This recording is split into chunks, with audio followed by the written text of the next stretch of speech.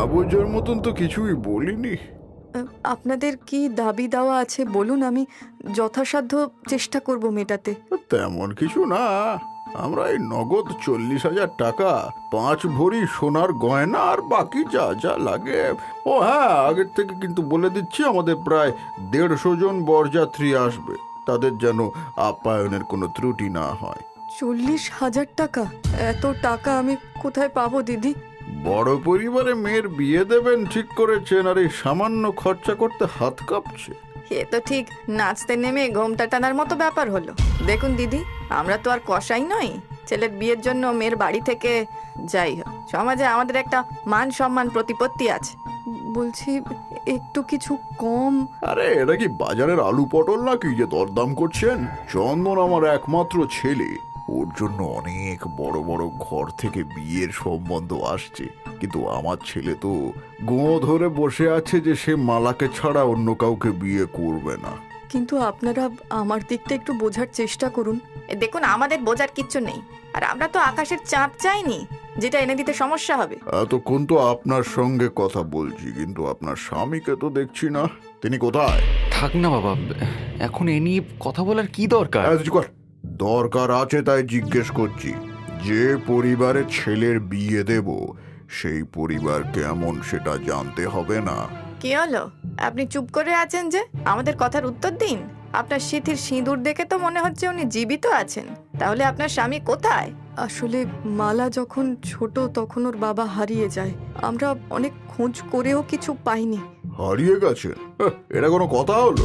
যার বাবা ঠিক নেই এমন মেয়ের সঙ্গে আমার ছেলের বিয়ে? ছি ছি, কখনো না, কখনো না। মা, তুমি তুমি এসব কি বলছো? দেখো, আমি যদি বিয়ে করি তাহলে মালা কি করব? কি বললি? ওই মেয়েকে বিয়ে করবি? তাহলে আমি তোকে ত্যায্য পুত্র করব। চল এক্ষুনি বাড়ি চল। এই পরিবারের সাথে তোর বিয়ে আমরা দেব না। স্বামীর চরিত্রের ঠিক নেই, আর মেয়েকে বড়লোক ঘরে বিয়ে দেবার শখ, যত সব। শুনুন শুনুন, দয়া করে আপনারা যাবেন না। একটিবার আমার কথাটা শুনুন। আপনারা যাবেন না দয়া করে। আমি আর কিচ্ছু শুনতে চাই না। যার বাবার চরিত্রের ঠিক নেই সেই মেয়ে কেমন হবে খুব ভালোই বুঝতে পারছি। চলে আয়, চলে আয় চাঁদু। চন্দনের মা ও বাবা দ্রুত পায়ে ঘর থেকে বেরিয়ে গেলেন, কিন্তু সেও যেন কিছু না বলে ধীর পায় তার বাবা মায়ের পিছু পিছু বেরিয়ে এলো। সরলার চোখ বেয়ে টপ টপ করে জল পড়তে লাগলো। টেবিলের উপর ঠান্ডা হয়ে পড়ে থাকা প্লেট যেন সেই অপমানের নিঃশব্দ সাক্ষী হয়ে রইল। এ কোন পাপের সাজা তুমি দিচ্ছ আমাদের ভগবান? এটা তো হওয়ারই ছিল মা। ওই কথায় আছে না, অভাগা যেদিকে যায় সাগর শুকিয়ে যায়। এমন কথা বলতে নেই মা। তোমার কি বলবো তুমি বলতে পারো?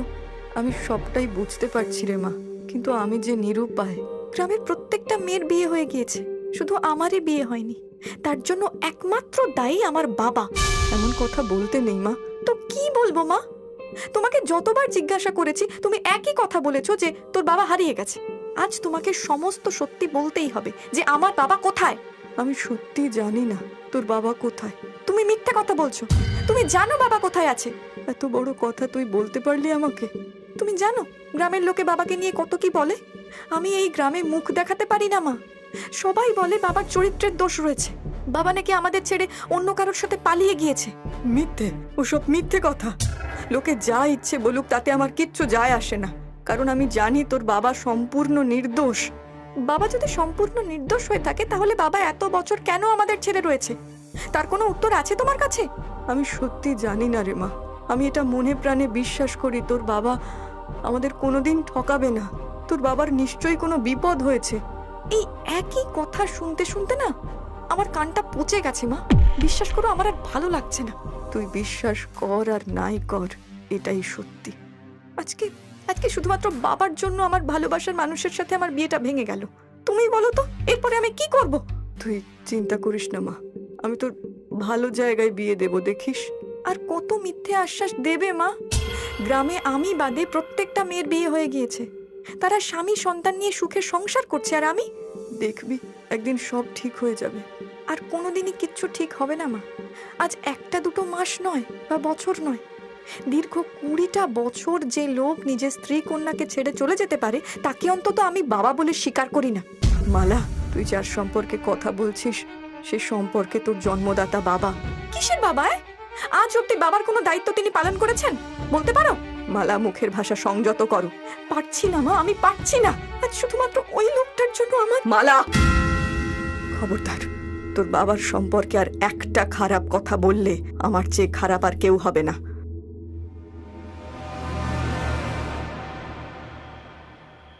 মালা, মালা, মা দরজাটা খোল মা। দেখ আমি তোর জন্য খাবার এনেছি, একটু খেয়ে নে মা। আমার খিদে নেই মা, তুমি যাও, আমাকে একটু একা থাকতে দাও। এমন কথা বলিস না মা, তুই না খেলে আমারও যে পেটে কিছু যাবে না। দরজাটা খোল না মা, আমি তোকে নিজে হাতে খাইয়ে দেব। তোর এমন অবস্থা দেখে কি করে চুপ করে থাকতে পারি বলতো? কেন এসেছো তুমি মা? আমার জীবনটা তো শেষ। চন্দন চলে গেল, গ্রামের লোকে আমাকে নিয়ে কি না কি বলে। এই সব কিছুর জন্য একমাত্র দায়ী আমার বাবা। এমন কথা মুখে আনিস না মা। তোর বাবা যেখানেই থাকুক আমাদের ভালোবাসতো। আমি জানি কিছু একটা হয়েছে, নইলে সে কখনো আমাদের ছেড়ে যেত না। তোর রাগের কারণ আমি বুঝি, কিন্তু এভাবে নিজেকে কষ্ট দিস না মা। মা, তুমি এখনো বাবার কথা ভেবে চলেছ? এমন কথা শুনলে চন্দন কেন কোনো পরিবারই আমাকে তাদের ছেলের বউ হিসেবে মেনে নিতে চাইবে না। শোন শোন মা, ভগবান আছেন, তিনি আমাদের পথ দেখাবেন। এখন চোখ মোচ দেখি, আমি তোকে খাইয়ে দিই সেই ছোটবেলার মতো। তুমি না থাকলে আমি কি করতাম মা? তবু বাবার কথা আমি আর বলবো না, শুধু শুধু তোমার জন্য। আমার সোনা, আমি আরেকটু খেয়ে নে দেখি, নে খা। সরলা মালাকে খাইয়ে দিতে দিতে নিজের চোখের জল লুকোয়। ঘরের মধ্যে একজন অসহায় মায়ের ভালোবাসার উষ্ণতা ছড়িয়ে পড়ে।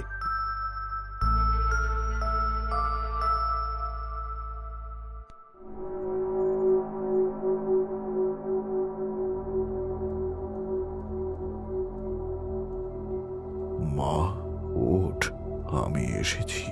দরজাটা খোল মালা। আর কতক্ষণ অপেক্ষা করব? রাত তখন বেশ গভীর। মালা নিজ শয্যায় গভীর ঘুমে আচ্ছন্ন। হঠাৎ সদর দরজায় টোকা পড়ার শব্দের সাথে এক পুরুষালী কণ্ঠস্বর শুনে এক লহমায় ঘুম ছুটে গেল মালার। মা, মা কি হলো? তুমি তুমি এভাবে উঠে বসে আছো কেন? ঘুমাওনি? শুনলি না মা? কি যেন ডাকলো, মনে হচ্ছে খুব চেনা কেউ। আমার বুকের ভেতরটা কেমন করছে রে মালা। মা, আমি স্বপ্নে দেখলাম একটা কালো ছায়া আমাকে ডাকছিল, বলছিল দরজা খোল, আমি এসেছি। আমার খুব ভয় করছে মা। এত রাতে কে ডাকবে? কালো ছায়া? তুই কি দেখেছিস মা? কি বলছিল সে? আমার মন বলছে এটা কোনো সাধারণ স্বপ্ন নয়। আমি শুনেছি কেউ যেন সত্যি ডাকছে। দরজা খোলো সরলা, আমি এসেছি। দরজা খোলো, দরজা খোলো। কণ্ঠ আমি চিনি। মালা, আমাকে দরজা খুলতে দে, দরজা খুলতে দে আমাকে। না মা, তুমি দরজা খুলবে না। এত রাতে কে আসবে? যদি কোনো বিপদ হয়? আমার স্বপ্নটা, আমার খুব ভয় লাগছে মা। তুমি বসো, আমি বলছি কেউ নেই। না, আমি কণ্ঠ চিনতে ভুল করিনি রে। কত বছর ধরে এই আওয়াজের জন্য অপেক্ষা করেছি আমি। এই যে তোর বাবার কণ্ঠ রে। তুমি বলতে পারো মা, যে মানুষটা 20 বছর আগে আমাদের ছেড়ে চলে গেছে সে আজ কোন টানে আমাদের কাছে ফিরে আসবে? কি বলছো তুমি এসব? না রে, আমি স্পষ্ট শুনেছি ওই কণ্ঠস্বর তোর বাবারই রে মালা। মা, দয়া করে একটু বোঝার চেষ্টা করো, এটা কারো চালাকি হতে পারে। এত রাতে কেউ আসে না। আমার কথাটা শোনো, তুমি দরজাটা খুলো না। ভয় পাস না মা, ভয় পাস না, কিচ্ছু হবে না। আমার মন বলছে আজ হয়তো আমাদের সব প্রশ্নের উত্তর আমরা পাবো। আর যদি নাও হয়, আমি তোর মা, আমি সব সামলে নেব। তুই এখানে থাক, আমি আসছি। দরজাটা খোলো সরলা, আমি নিত্যানন্দ ফিরে এসেছি তোমাদের কাছে। নিত্যানন্দ? এ তো তোর বাবা, ইনি আর কোনো সন্দেহ নেই রে মালা।